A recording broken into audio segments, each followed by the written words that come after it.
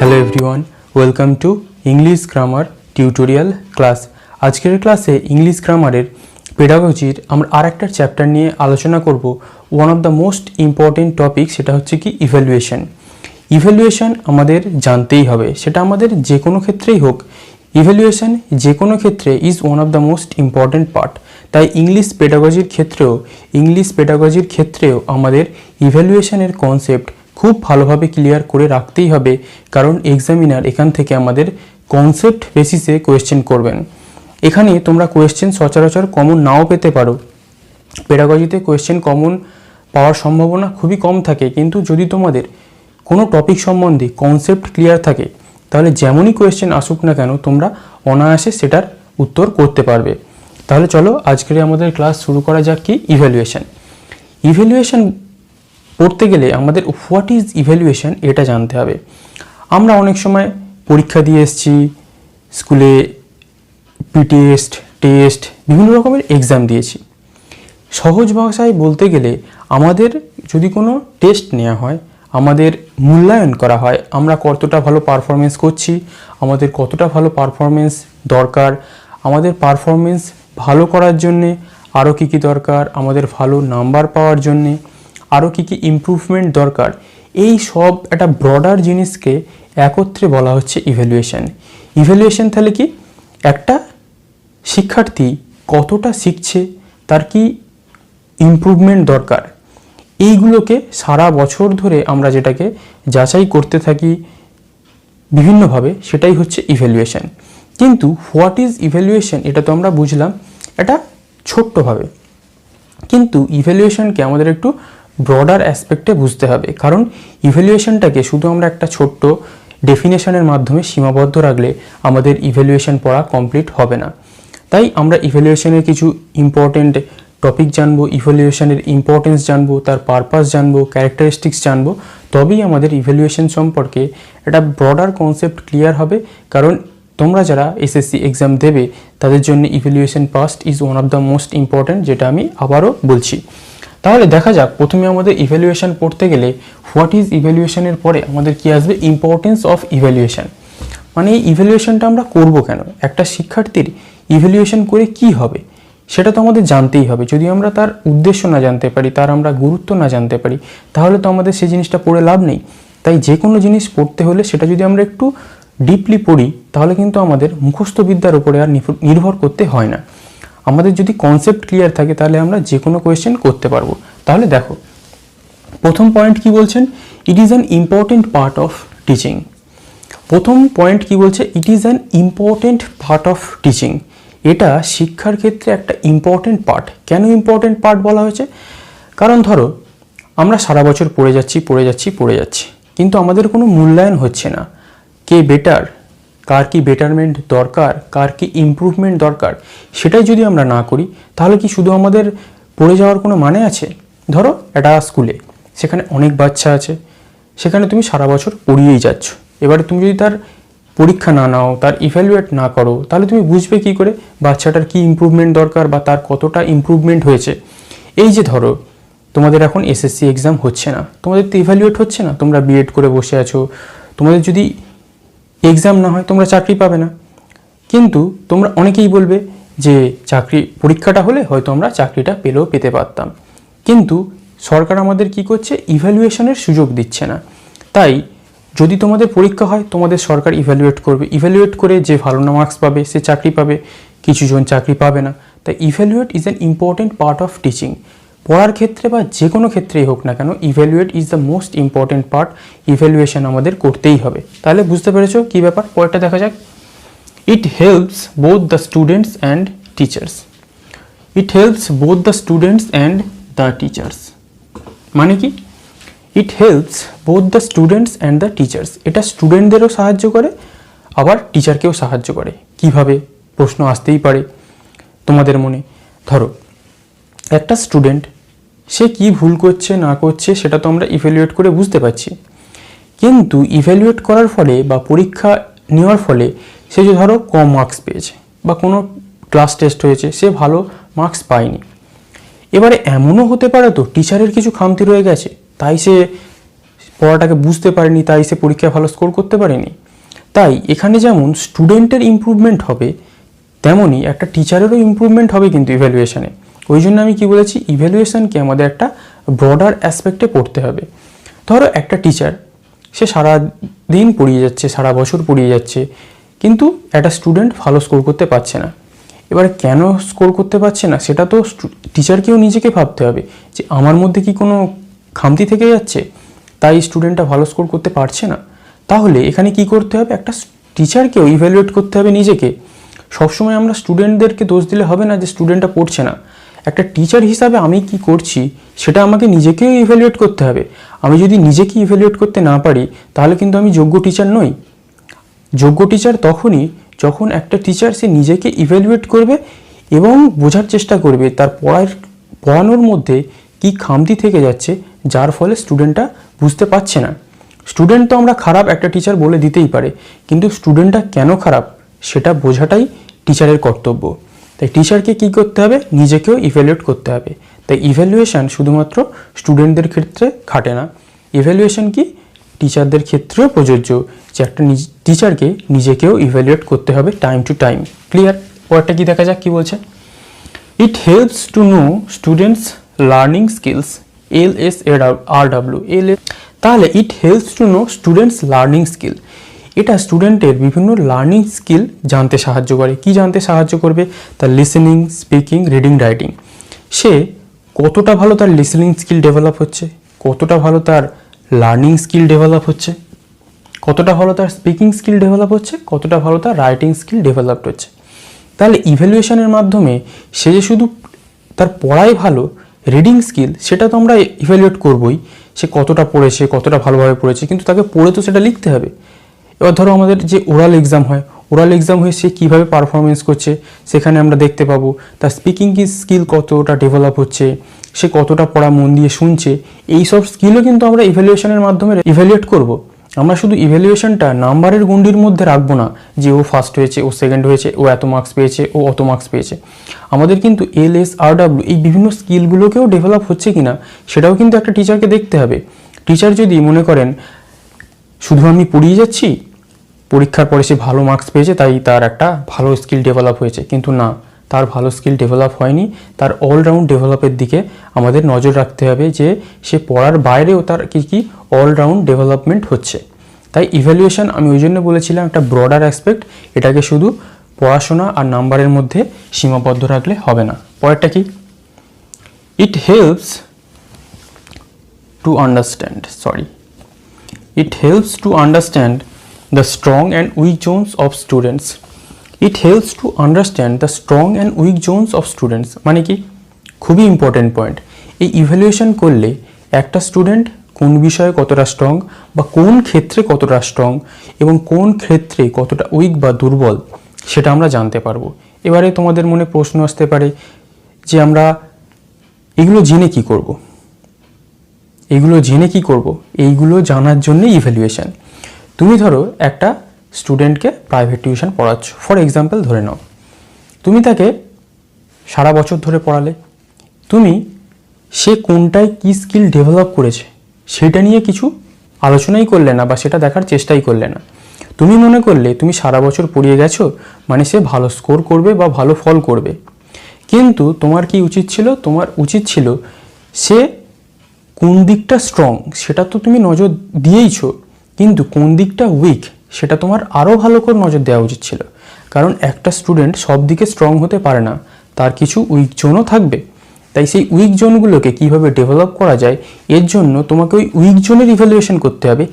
সে কেন ওই জিনিসটাই উইক, সে কেন ওই গ্রামার স্কিলে উইক, সে কেন টেন্স শিখতে পারছে না, সে কেন ভয়েস চেঞ্জে উইক, সে কেন সেন্টেন্স লিখতে পারছে না। ধরো কেউ ইংলিশ পোর্শনে উইক, সে কেন সেন্টেন্স লিখতে পারছে না, এইগুলো তোমাকে তো জানতে হবে। এইগুলো যত তুমি ইভ্যালুয়েট করতে পারবে ততই কিন্তু তুমি একটা ভালো শিক্ষক হিসাবে তোমাকে নিজেকেও তুমি ইভ্যালুয়েট করতে পারবে, যে না আমি স্টুডেন্টটার এই ইভ্যালুয়েটগুলোকে আইডেন্টিফাই করেছি এবং এই উইক জোনগুলোকে আমি স্ট্রং করার চেষ্টা করেছি। ক্লিয়ার? তাহলে এটা স্ট্রং উইক দুটো আইডেন্টিফাই করার ক্ষেত্রে সাহায্য করে এবং উইক জোনকে স্ট্রং জোনে পরিণত করার জন্য ইভ্যালুয়েশনে সাহায্য করে। ক্লিয়ার? পরেরটা দেখা যাক। A proper systematic approach is required to evaluate.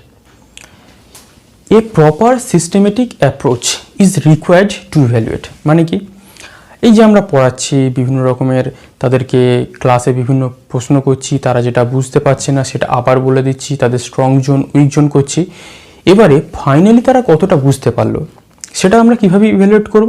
আমরা তাদের বিভিন্ন এক্সাম নেব, এক্সাম নেওয়ার পর তাদের আমরা বিভিন্ন নাম্বার দেবো। যেমন আমরা ফাইনাল এক্সামের কথা একদম জাস্ট এক্সাম্পল হিসাবে ধরো, এটা আমরা ফাইনাল এক্সাম, এটা এক্সাম্পল হিসাবেই ধরো, বা এটাই ইভ্যালুয়েশন। কেন?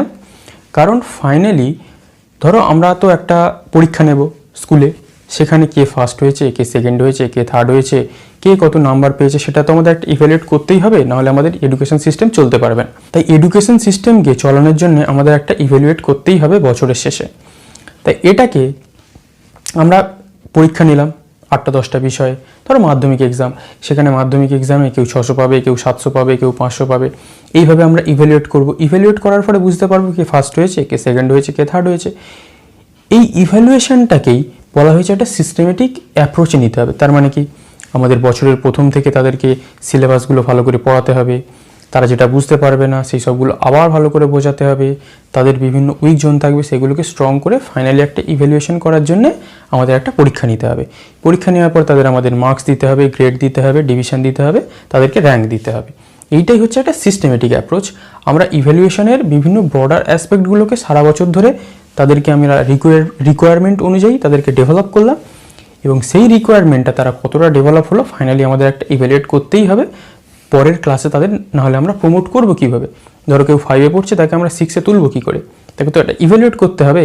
তাই আমাদের ইভ্যালুয়েশনটাকে যাতে একটা সিস্টেমেটিক অ্যাপ্রোচে হয়, সেই জন্য আমাদের এডুকেশন সিস্টেমে এইরকমভাবে ইভ্যালুয়েশনটাকে করা হয়ে থাকে। এই গেল হচ্ছে আমাদের ইম্পর্টেন্স, ইভ্যালুয়েশন বা মূল্যায়নের গুরুত্ব কী। এবার হচ্ছে পারপাস অফ ইভ্যালুয়েশন, মূল্যায়নের গুরুত্ব কি, এবারে কি উদ্দেশ্য, আমরা কি উদ্দেশ্যে ইভ্যালুয়েশন করব, এইগুলোতে গেল আমাদের গুরুত্ব ইম্পর্টেন্স। এবার আমাদের পারপাস জানতে হবে যে হঠাৎ করে ইভ্যালুয়েশন আমাদের দরকার হয়ে পড়লো কেন।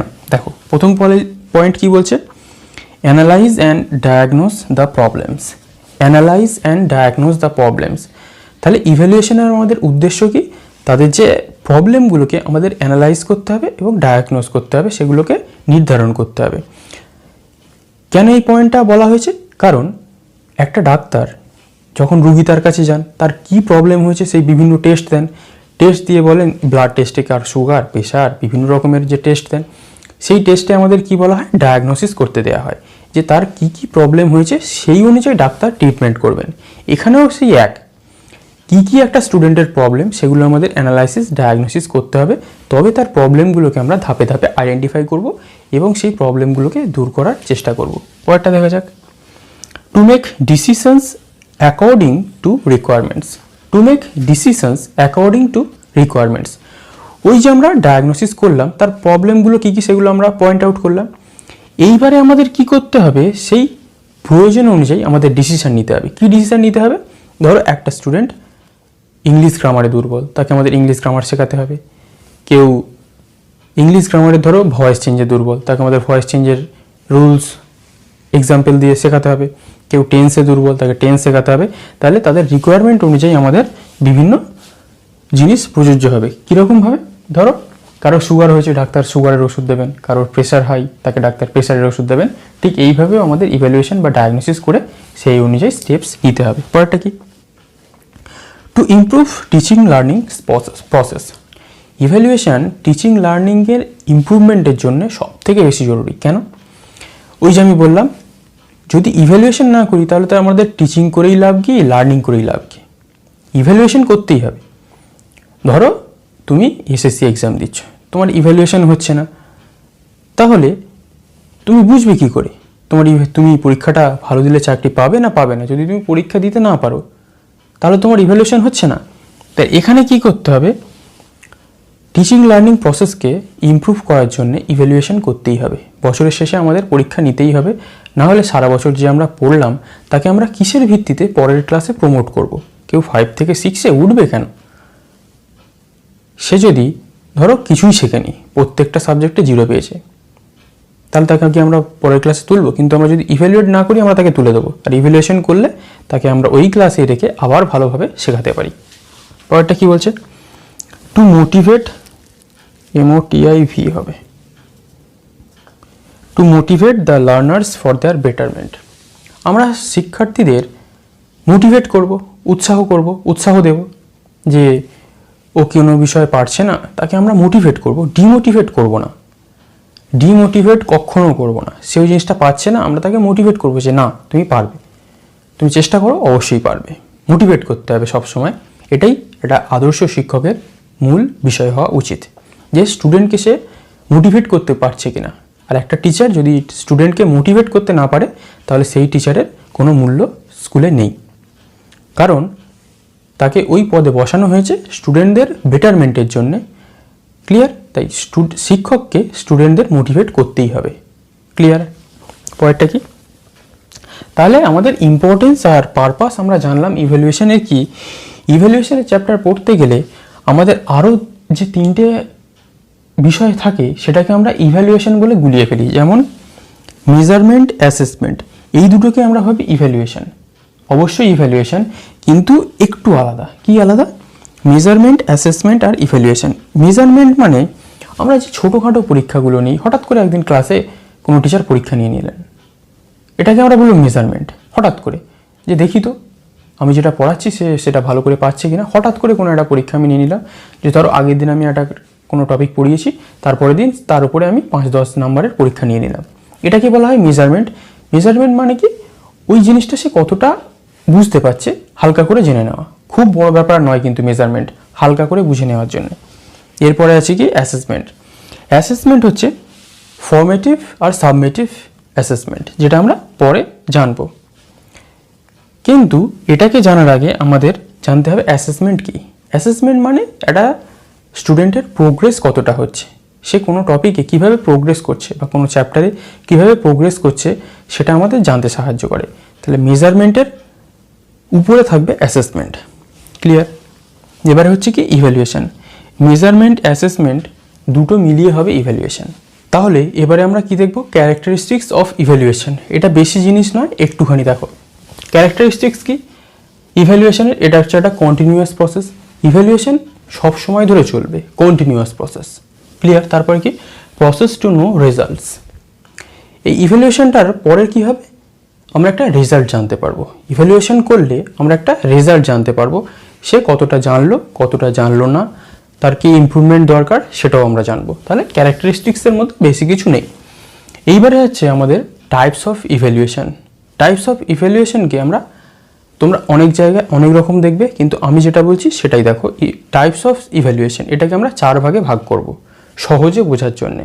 বইতে কি আছে দেখার দরকার নেই। দেখো, quantitative evaluation. Quantitative evaluation through number. Evaluation through number. Quantitative evaluation আমরা কিভাবে করব? কোয়ান্টিটি মানে কি? পরিমাণ। তাহলে এটাকে আমরা নাম্বারের ভিত্তিতে এই ইভ্যালুয়েশনটা করব। কি 80% কতজন পেয়েছে, কতজন 90% পেয়েছে, কতজন 100% পেয়েছে, কতজন ফেল করেছে, কতজন পাস করেছে, সেটাকে আমরা কিভাবে করব? কোয়ান্টিটেটিভ, পরিমাণের ভিত্তিতে। সেটা হবে আমাদের কোয়ান্টিটেটিভ ইভ্যালুয়েশন। তোমাদের যদি এক্সামে কোয়েশ্চেন এসে যায় যে আমরা ধরো কেউ 80% নাম্বার এতজন স্টুডেন্ট পেয়েছে, এটা কোন ইভ্যালুয়েশনের মধ্যে পড়বে? তোমরা ঝট করে কোয়ান্টিটেটিভে টিক মেরে দেবে। পরেরটা কি? Qualitative evaluation. কোয়ালিটি মানে তোমরা যেন আবার নিজেদের গুণের কথা ভেবো না। কোয়ালিটেটিভ ইভ্যালুয়েশন জাস্ট কোয়ান্টিটেটিভের একটু বিপরীত হিসাবেও আমরা দেখতে পারি। দেখো, ইভ্যালুয়েশন থ্রু গ্রেডিং। গ্রেডিং মানে কি? এখানে আমরা কোনো নাম্বারের জিনিস আমরা রাখবো না। কে 70, 80, 90% এইসব পার্সেন্টেজ নাম্বার কিছুই আমরা রাখবো না। এখানে ওই যে গ্রেড হয় ABC বা বিভিন্ন প্রাইমারি স্কুলে যেখানে দেওয়া হয় ক, খ, গ, এইসব গ্রেডিংয়ে আমরা রাখবো। A+, B+, C+, এইসব গ্রেডিং আমরা রাখতে পারি। এছাড়াও এখানে আমরা ভ্যালু, বিহেভিয়ার, হ্যাবিট, এই যে আমি বললাম তোমাদের একটু আগে যে নিজের গুণের কথা ভেবো না, কিন্তু এখানে আমাদের স্টুডেন্টদের গুণের কথা ভাবতে হবে। কেন? তাদের ভ্যালু বাড়ছে কিনা, তাদের মূল্যবোধ জাগ্রত হচ্ছে কিনা, তাদের বিহেভিয়ারাল চেঞ্জেস হচ্ছে কিনা, মূল্যবোধ মানে কি, তাদেরকে ভালো ঠিকের মধ্যে তাদের একটা অ্যানালিসিস পাওয়ার হচ্ছে কিনা, কোনটা ভালো কোনটা খারাপ সেটা তাদের জ্ঞান বুদ্ধি হচ্ছে কিনা সেটাও জানতে হবে। তাদের বিহেভিয়ারাল চেঞ্জেস, তাদের আচরণে কি পরিবর্তন আসছে সেটাও আমাদের জানতে হবে। তাদের হ্যাবিট, তাদের বিভিন্ন অভ্যাসগত কী পরিবর্তন আনছে এটাও কিন্তু টিচারকে জানতে হবে। তাহলে কোয়ান্টিটেটিভ আর কোয়ালিটেটিভের মধ্যে ডিফারেন্স তোমরা বুঝতে পারলে, পরীক্ষায় আসলে আশা করছি পারবে। এবারে হচ্ছে ফর্মেটিভ ইভ্যালুয়েশন আর সাবমেটিভ ইভ্যালুয়েশন। তোমরা আবার ফর্মেটিভ অ্যাসেসমেন্ট আর সাবমেটিভ অ্যাসেসমেন্টকে এখানে আমি ইভ্যালুয়েশন বলেছি বলে আলাদা করো না। কেন আলাদা করবে না? কারণ ইভ্যালুয়েশনের মধ্যেই অ্যাসেসমেন্ট মেজারমেন্ট সবই পড়ছে। ক্লিয়ার? তাহলে ফর্মেটিভ ইভ্যালুয়েশন মানে কি, ongoing evaluation through out the year. Formative evaluation আমরা কিভাবে করি? সারা বছর ধরে আমরা ইভ্যালুয়েশন করতে থাকি। যে ইভ্যালুয়েশনকে আমরা সারা বছর ধরে করি সেটা কিন্তু আমাদের সাবমেটিভ, এই ফর্মেটিভ ইভ্যালুয়েশন। ক্লিয়ার? তাহলে কি, আমরা বিভিন্ন ইউনিট টেস্ট নিই, বিভিন্ন রকমের পরীক্ষা নিই, তাদের বিভিন্ন রকমের কুইজ কন্টেস্ট করাই, আবৃত্তি কন্টেস্ট করাই, বিভিন্ন রকমের আমরা জিনিস করতে পারি। তাহলে ফর্মেটিভ কি, সারা বছর ধরে যে ইভ্যালুয়েশনগুলো আমরা করি সেটা হলো ফর্মেটিভ। সাবমেটিভ মানে কি, at the end of the course, একটা কোর্সের শেষে আমরা যে ইভ্যালুয়েশনটা করছি সেটাই হচ্ছে সাবমেটিভ। মানে আমরা সাম আপ করছি, শেষ করছি। একটা স্টুডেন্ট ক্লাস 6-এ পড়ছে, তাকে আমরা সারা বছর ধরে ফর্মেটিভ করেছি, লাস্টে ফাইনাল এক্সামে আমরা তাকে সাবমেটিভ ইভ্যালুয়েশন করে দিলাম, করে দিয়ে তাকে আমরা নতুন ক্লাসে বা অন্য ক্লাসে প্রমোট করে দিলাম। কেউ 5-এ পড়ছিল, তাকে 6-এ প্রমোট করলাম। 6-এ যখন সে প্রমোট করলাম, আবার তার সারা বছর ধরে ফর্মেটিভ ইভ্যালুয়েশন হচ্ছে। ফর্মেটিভ ইভ্যালুয়েশন পরে আবার তার আমরা সাবমেটিভ ইভ্যালুয়েশন করলাম, আবার তাকে ক্লাস 7-এ তুলে দিলাম। তাহলে ক্লিয়ার? ফর্মেটিভ আর সাবমেটিভের মধ্যে আশা করছি কোনো ডিফারেন্স থাকবে না তোমাদের, ডিফারেন্স নয়, তোমাদের মধ্যে কোনো আর কনফিউশন থাকবে না। ক্লিয়ার? তাহলে এই হচ্ছে আমাদের ইভ্যালুয়েশনের পার্ট। তোমরা যদি স্ক্রিনশট নিতে চাও নিতেও পারো। তাহলে এইটার সাথে সাথে মোটামুটি আমাদের ইভ্যালুয়েশন সম্পর্কে যে যে কনসেপ্ট ক্লিয়ার করা দরকার ছিল সেই কনসেপ্টগুলো আমরা ক্লিয়ার করে নিলাম। কিন্তু বইতে দেখলে তোমরা একটা কনফিউজড হয়ে যাবে যে এত জিনিস আমরা কিভাবে পড়বো। কিন্তু আমরা যদি একটু মাইন্ডফুলি, ইন্টেলিজেন্টলি বুঝে পড়ি তাহলে কিন্তু আমাদের বইয়ের ওপর নির্ভরশীল অতটাও করতে হবে, কারণ বই ছাড়া তো আমরা কোনো রিসোর্স নেই। আমি যে পড়াচ্ছি আমিও তো কোনো বই দেখে পড়েছি, আমি তো আর কোনো বিজ্ঞ নই যে না পড়ে তোমাদের সব বলে দেবো। আমিও বই ফলো করি, এটা ভাবার কোনো দরকার নেই যে আমি বই পড়ি না। আমি বই পড়ে সেটাকে সাম আপ করার চেষ্টা করে তোমাদেরকে বলার চেষ্টা করি যতটা পারি। কারণ আমার মনে হয় বেশি ইররিলেভেন্ট জিনিসপত্র পেডাগজিতে না পড়াই ভালো। আমার যতটুকু মনে হয় রেলিভেন্ট, প্রাসঙ্গিক, আমি সেটুকুই পড়ানোর চেষ্টা করি, এর বেশি আমি পারবো না। ক্লিয়ার? তাহলে মোটামুটি আমি যতটুকু আমি ইভ্যালুয়েশন নিজে পড়ে বুঝতে পেরেছি ততটুকু আমি তোমাদেরকে সহজে করে বোঝানোর চেষ্টা করেছি। এবারে কেমন হয়েছে সেটা তোমরা অবশ্যই কমেন্ট করো, তাহলে আমি বুঝতে পারবো আমারও কী কী জিনিস ইভ্যালুয়েশন দরকার। কারণ আমি তো বিজ্ঞ নই, সব জিনিস যে আমি ঠিক তাও নই, বা প্রত্যেকটা জিনিস যে আমি যেটা বলবো সেটাই একমাত্র সঠিক তাও নয়। কিন্তু আমি জিনিসগুলোকে সিম্পলিফাই বা সহজ করার চেষ্টা করি। ক্লিয়ার? তাহলে আজকের ক্লাস এই পর্যন্তই। কেমন তোমরা বুঝলে অবশ্যই জানাবে। আমার কি কি রেকটিফাই করার দরকার আছে সেটাও তোমরা কমেন্টে বলবে, আমি রেকটিফাই করে নেব যদি আমার ভুল থাকে। তাহলে clear? Thank you for watching.